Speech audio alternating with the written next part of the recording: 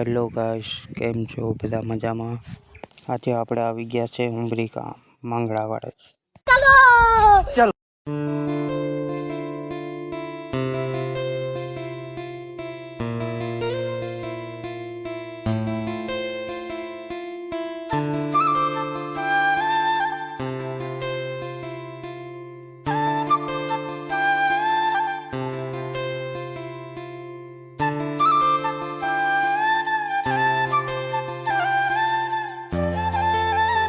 તો અમે અમારી ફેમિલી સાથે પહોંચી ગયા છે માંગડાવાડે અને અમારે રાજભાઈ આગળ જાય છે, મારા બેન ને બેઠા છે, મારા પત્ની જાય છે નિરાશ.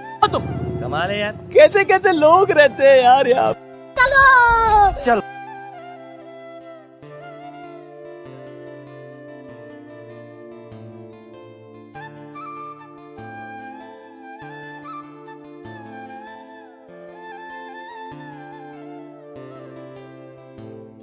ચાલો તો હું તમને માંગડાવાળા બાપાના દર્શન કરાવું છું.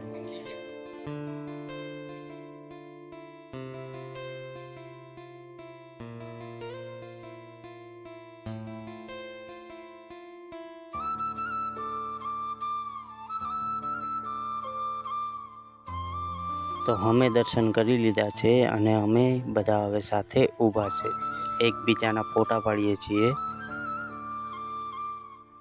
અને આયુષભાઈ મૂળમાં આવી ગયા છે, આમથી આમ રમે છે, ચારીએ ઊભા થવાની કોશિશ કરે છે. ઊભા થઈને બેસી ગયા છે. હવે બધાને જોવે છે કે કરવાનું શું છે, જોઈ જોઈને હસે છે. હવે આપણે આયુષભાઈને પ્રસાદી ખવડાવવાનું ચાલુ કરી દીધું છે અને એક બે ફોટા એમના પર પાડી દીધા છે. એ પછી મારા બેનને બનેવી ફોટા પાડવા માટે ઊભા રહી ગયા છે અને ભૂરાભાઈ ઉપર ચડીને જોવે છે કે નદીમાં પાણી કેટલું છે. પછી મારા ઘરવાળી ચાલતા થઈ ગયા છે બહાર, કેમ કે હજુ અમારે પદ્મા માતાના મંદિરે જવાનું છે. અહીંથી પદ્મા માતાના મંદિરે જવાનો રસ્તો છે, એ આવ્યો છે બાજુના બગીચામાં. એના માટે મારા પત્ની આગળ થઈ ગયા છે અને હું એમને પાછળ ચાલું છું અને મારા પાછળ મારા ફેમિલી છે. તો ચાલો તમને પદ્મા માતાના દર્શન કરાવીએ. ચાલો.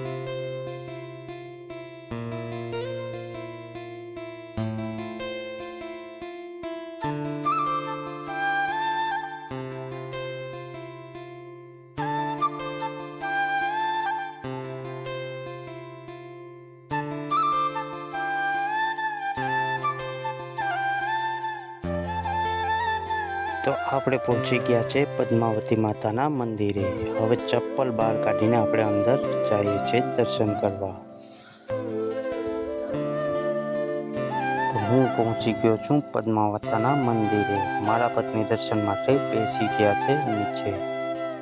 મારા બેનને એ પણ આવી ગયા છે, મમ્મી આયુષભાઈને લઈને આવી ગયા છે.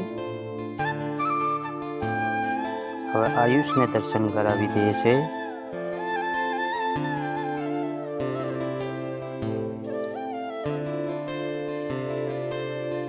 અમે બધાએ દર્શન કરી લીધા છે ને એની સાથે જ અમે અહીંયા અમારો બ્લોગ પૂરો કરીએ છીએ.